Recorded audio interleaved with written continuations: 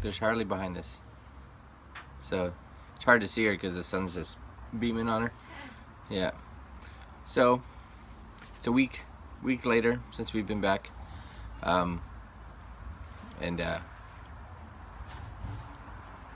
What were some of the good takeaways, I guess? Some of the learns. First off, I'd say the bike did well, or both of them, except for when mine broke down. But other than that, they did really well until it wasn't working. Until it broke. I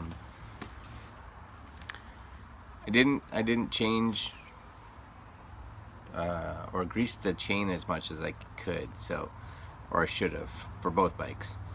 I probably should have done it like 2 or 3 times more.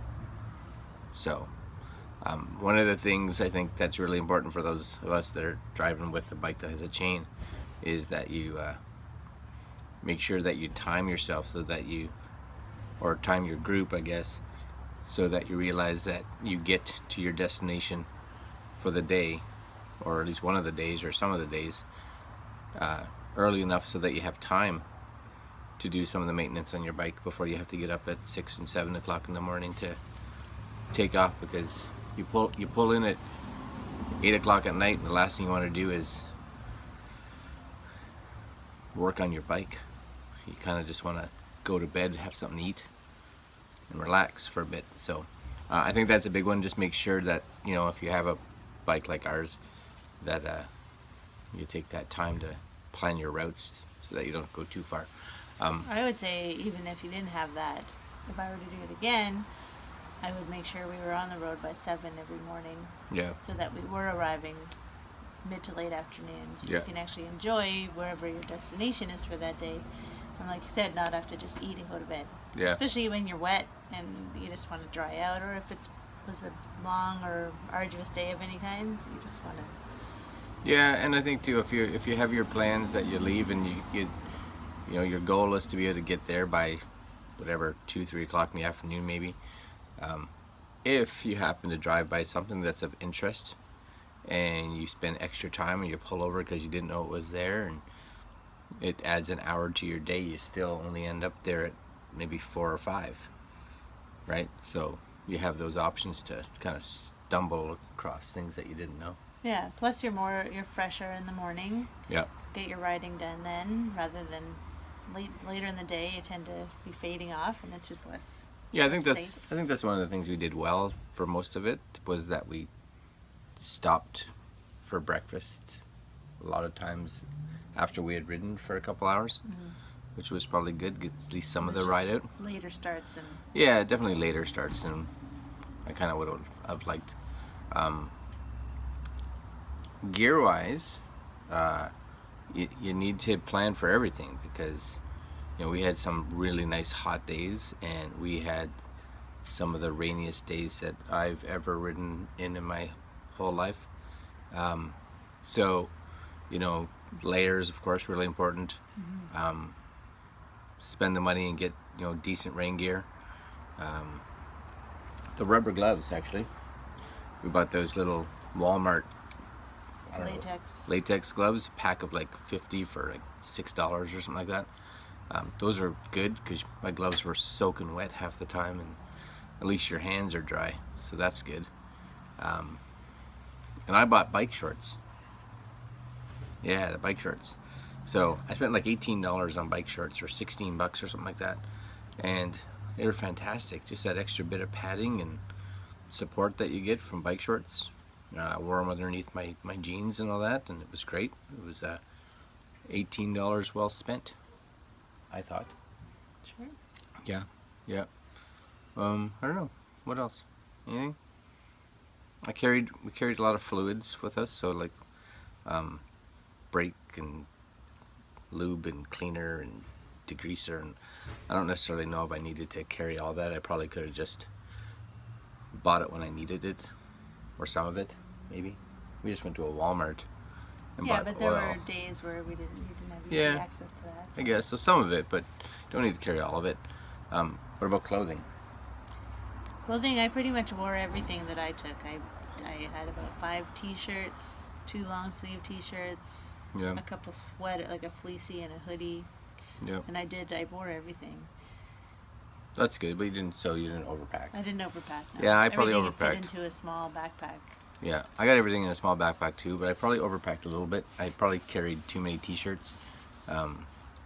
We Airbnb'd it a fair bit, and all those had washers and dryers and stuff like that, which was great, so that we could dry out and wash our clothes, because again, they were soaked.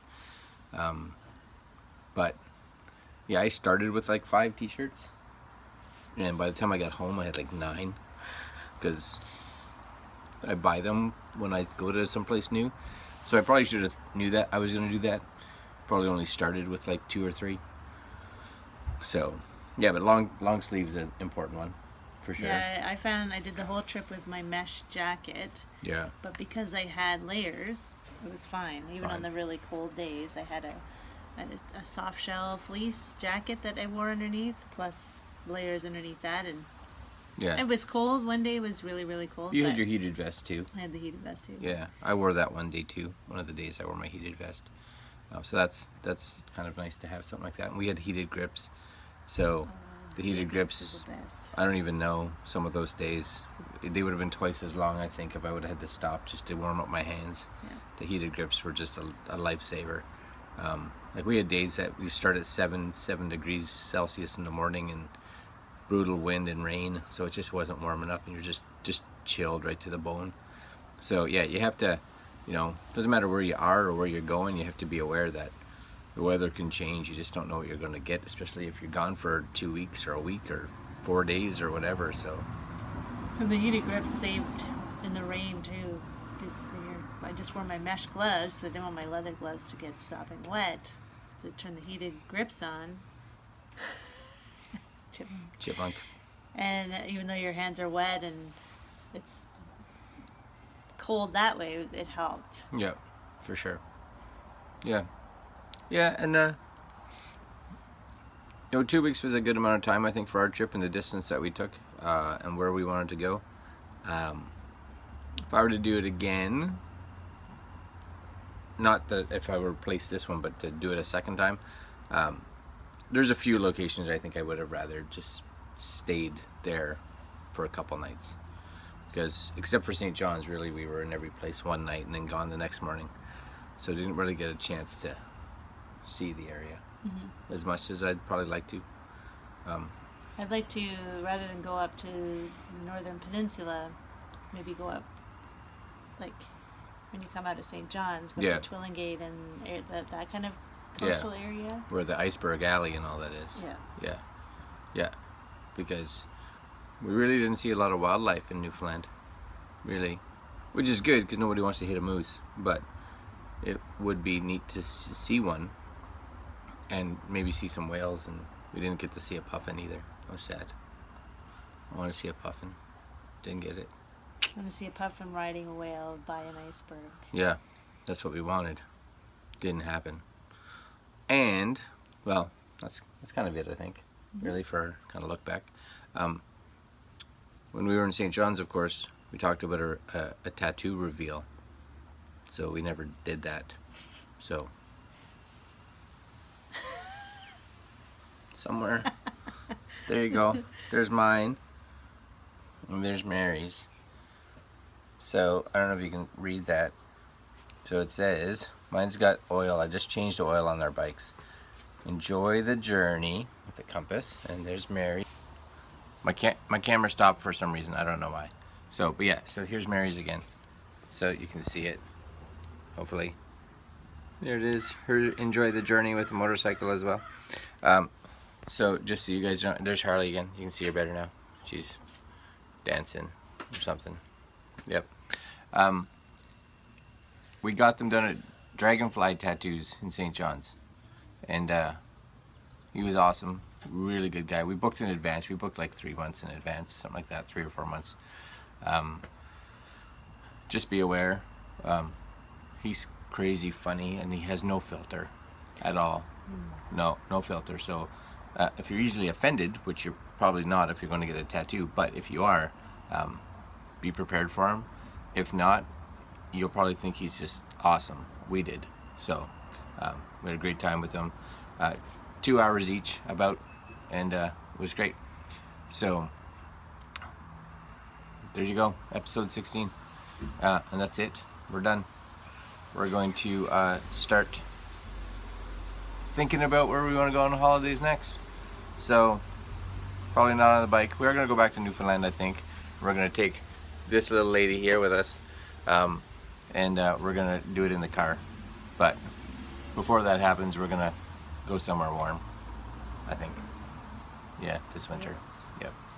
Alright guys, thanks for watching, and stay tuned for our next travel video.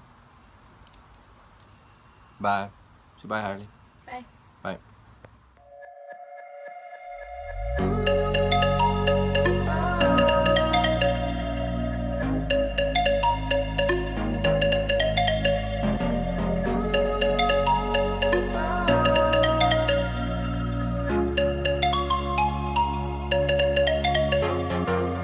I know where we can go.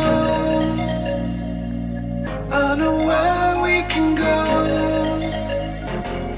And it's all you and me. We'll kiss the sky goodnight. Just run away with me, darling. We'll get real lost. We'll get real lost again. Just run away with me, darling. We'll get real lost. We'll get real lost again. Just run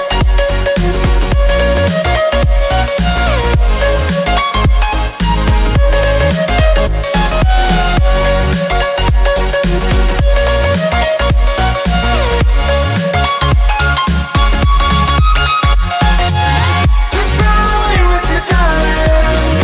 We'll get real lost. We'll get real lost again. Just run away with me, darling. We'll get real lost. We'll get real lost again.